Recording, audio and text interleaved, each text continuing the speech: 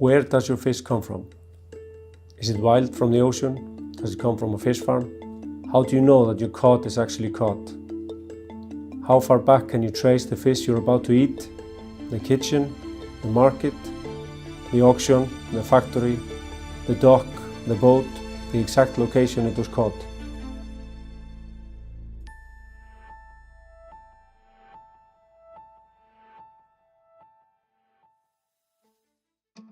There have been great improvements in recent years, but we need to make sure that there's more accountability and responsibility in fishing. Norebo ensures full traceability and sustainability with modern fishing practices. With traceability, we can trace the journey of the fish that it has taken from the sea all the way to the plate of the consumer in great detail. It's very important for us to control our processes and to continuously improve. It is also very important for our customers to reassure them that we are doing what it says on the label. I mean, the industry has been quite good at this. We use technology to capture all this detailed information throughout every link, from the start to finish. We can sense that there is more awareness with consumers about where their food is coming from.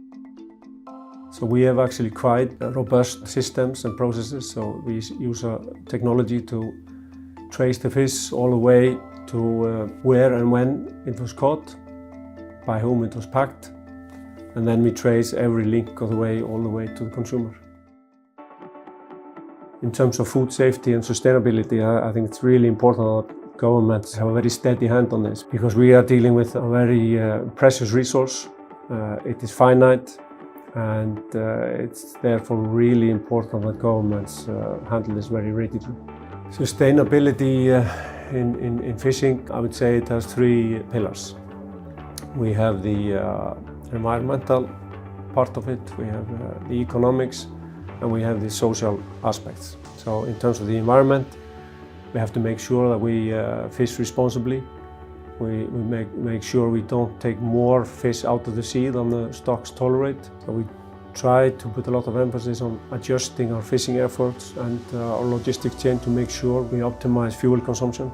We are very concerned about our carbon footprint, so that's very much a focus of ours. We are currently investing heavily in our fishing fleet, and there's a lot of focus now on the optimal use of fuel, and with these new vessels it will significantly reduce our carbon footprint.